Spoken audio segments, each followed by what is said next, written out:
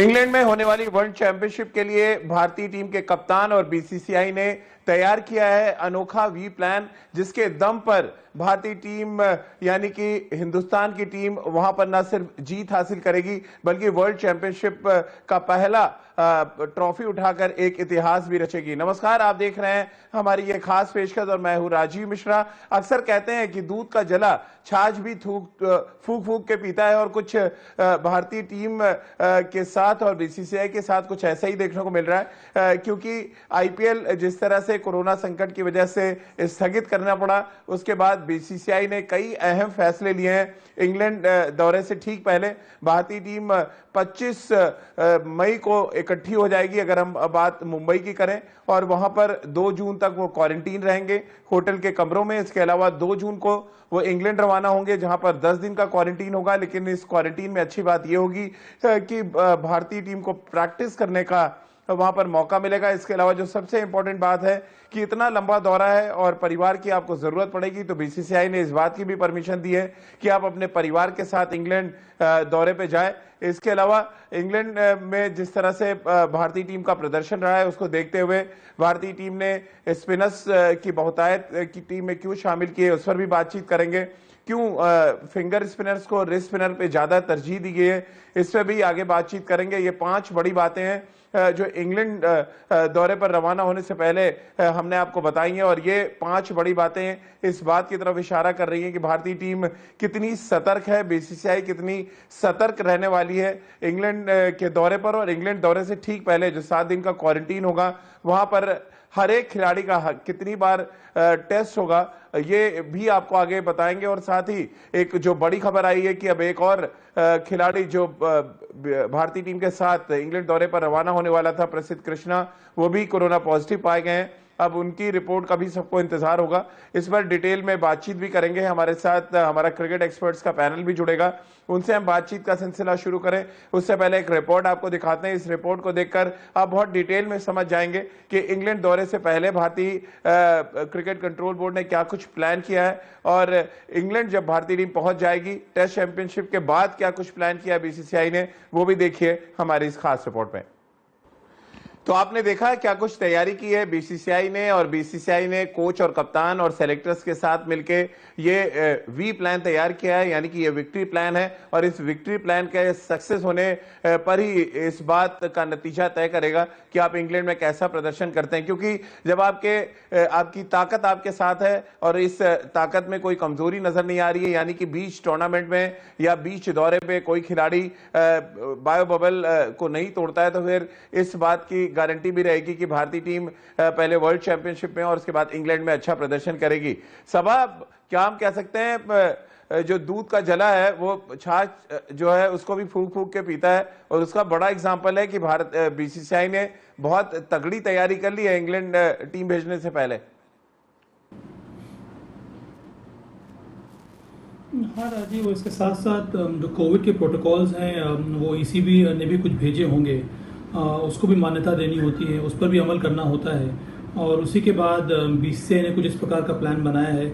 अच्छी बात यह है कि भारतीय टीम पहले जा रही है, पहले वो क्वारंटीन कर रहे हैं मुंबई में, उसके बाद वो कुछ दिनों के लिए क्वारंटीन करेंगे इंग्लैंड में, फिर उनको प्रैक्टिस करने को समय मिलेगा, फिर वो वर्ल्ड टेस्ट चैंपियनशिप को फाइनल मैच खेलेंगे। और उससे बड़ी बात यह है कि चूँकि ये दौरा इतना लंबा है, यहाँ पर परिवार को भी जाने की इजाज़त दे दी गई है। ये बहुत बड़ी बात रहती है, क्योंकि कितने सारे खिलाड़ी इतने दिनों तक बाहर अभी भी रह रहे हैं, अब उसके बाद भी उनको आगे रहना होगा। इसके लिए ज़रूरी यही है कि जो आपके क्लोज वंस हों वो आपके साथ रहें, इससे मनोबल बढ़ा रहता है हमेशा टीम का। तो ये बहुत ही इंपॉर्टेंट दौरा है भारत के लिए। एक तो वर्ल्ड टेस्ट चैंपियनशिप है, उसके बाद वो जो 5 टेस्ट मैचेस की श्रृंखला होने वाली है, तो इन सब चीज़ों की अहमियत बहुत ज़्यादा है। तो उस तरह से मुझे लगता है कि जब ईसीबी और बीसीसीआई ने मिलकर इस प्रकार के मेडिकल प्रोटोकॉल्स तैयार किए होंगे, जो कि उचित है इस समय। बिल्कुल राजकुमार जी, क्योंकि आप भी सभा की तरह क्वारंटीन में रह चुके हैं, और एक बार नहीं कई बार आप क्वारंटीन में रहे हैं। अब भारतीय टीम अभी आईपीएल के क्वारंटीन और बायो बबल को भूल नहीं पाई थी कि एक और बड़ा क्वारंटीन और बायो बबल का जो तामझाम है वो पूरा सामने रख दिया गया है टीम के सामने। कैसे आप देख रहे हैं ये साइकोलॉजिकली कितना इफेक्ट डालता है कि आप मुंबई रहेंगे 7 दिन, तब आप होटल के कमरे से नहीं निकल सकते, फिर जब आप इंग्लैंड जाएंगे तो आप कहीं बाहर नहीं जा सकते। हो क्या रहा है आखिर? ये क्वारंटीन, क्रिकेट से पहले क्वारंटीन का एक अलग तरीके का मैच होता है। राजीव, ये बहुत ज़रूरी है। जैसा कि हमने देखा आईपीएल में कहीं ना कहीं लैप्स हुआ है और उस वजह से पूरा आईपीएल ही सस्पेंड करना पड़ा। तो ये एक सही मूव है बीसीसीआई का कि पहले आप 7 दिन भारत में ही क्वारंटीन करा रहे हैं, जिससे इंग्लैंड जाते ही आप वहाँ पर प्रैक्टिस कर पा रहे हैं। तो एक अच्छी प्लानिंग है ये, क्योंकि अक्सर ऐसा देखा जाता है कि पहले टीम जाती है दूसरे कंट्री में, वहाँ 14 दिन का क्वारंटीन हो जाता है। तो वो बहुत डिफिकल्ट होता है कि आप 8 दिन तक अपने रूम में ही रहें, उसके बाद आप ट्रेनिंग के लिए निकलें। इससे अच्छा है कि ये भारत में ही क्वारंटीन करके जाएंगे, 7 दिन यहाँ पर प्रैक्टिस नहीं करेंगे और इंग्लैंड की कंडीशंस में आप जाते ही वहाँ पे अपनी ट्रेनिंग और प्रैक्टिस कर पाएंगे। और डिफिकल्ट ज़रूर होता है, लेकिन बीसीसीआई ने अच्छी बात की है कि फैमिलीज को अलाउ किया है, जिससे आप थोड़ा रिलैक्स कर सकते हैं, आप साइकोलॉजिकली थोड़ा ईजी रहेंगे, मेंटली उतना फटीग नहीं होता और आप इतने टेंशन में नहीं रहते, बिकॉज आप अपनों के बीच में होते हैं। अदरवाइज अगर आपको सिंगल वहाँ पे क्वारंटीन रहना पड़ता है रूम में, तो it gets difficult at times. लेकिन अच्छा प्लानिंग है बीसीसीआई की, और मुझे बड़ा अच्छा लगा ये देखकर कि बहुत अच्छे से उन्होंने प्लान किया है कि पहले क्वारंटीन यहाँ करें और उसके बाद वहाँ पे जाके ट्रेनिंग स्टार्ट कर दें। लेकिन जो कोरोना संकट है वो थमने का नाम नहीं ले रहा है रितेंद्र। प्रसिद्ध कृष्णा जो स्टैंड बाई फास्ट बॉलर थे, उनको कोरोना पॉजिटिव, इसके अलावा कुछ और खिलाड़ी हैं जिन पे सिम्टम पाए गए हैं।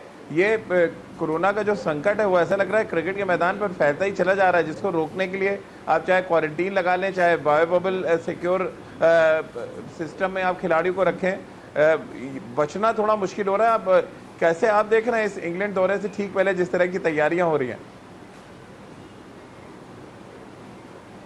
जी हाँ राजीव, इसमें तो कोई दो राय नहीं, समय बहुत मुश्किल है और कोरोना का कहर पूरी दुनिया पे और सबसे ज्यादा भारत पे इस समय बहुत तेजी से चल रहा है। तो यही दुआ है ये कहर रुके, थमे, और जिस तरह बीसीसीआई ने डिसीजन लिया है, मुझे लगता है बहुत अच्छा डिसीजन है। 7 दिन का क्वारंटाइन भारत में कराया जा रहा है कि इंग्लैंड जाके सीधा प्रैक्टिस सेशन हो, और ये क्वारंटाइन कतई आसान नहीं होता है। लेकिन कहीं ना कहीं अब प्लेयर्स आईपीएल के दौरे में, अगर हम उससे पहले क्रिकेट की बात करते हैं, वो उस मोड में जा चुके हैं, वो जानते हैं क्वारंटाइन है क्या।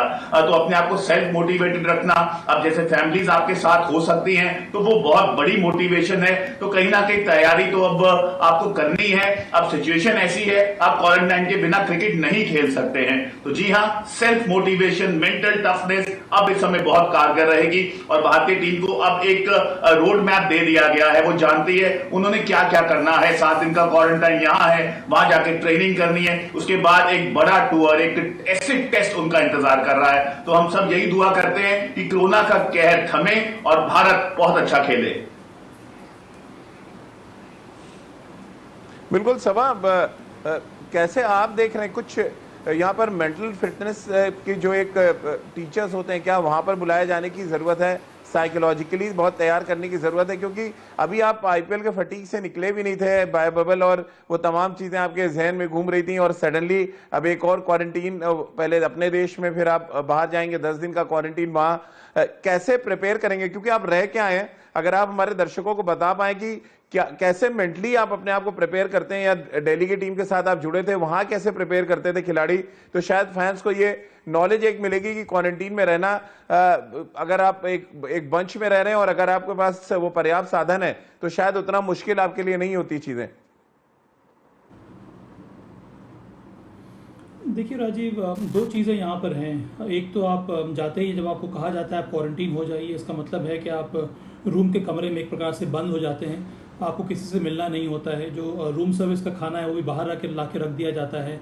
हाउसकीपिंग स्टाफ को भी इजाज़त नहीं है कि आप अंदर आके वो आपके कमरे की सफाई करें। तो 1 हफ्ते क्वारंटीन इस वजह से कहा जाता है कि मेडिकल एक्सपर्ट्स का ये मानना है कि फर्स्ट नहीं तो क्या सब पूरे 1 हफ्ते क्या आपको खुद से कमरा अपना साफ करना पड़ता है? RT-PCR, हाँ, आप अगर आप चाहें तो बिना साफ की भी रह सकते हैं, पर उचित यही होता है कि आप खुद अपनी सफाई कर लें तो अच्छा रहेगा। आप मानसिक रूप से भी स्वस्थ रहेंगे और फिजिकली भी आप स्वस्थ रहेंगे। तो ये 7 दिन जब निकल जाता है और आप तीन जो RT-PCR टेस्ट जो है वो नेगेटिव आ जाती है, तब आपको इजाज़त होती है बायो बबल में जाना।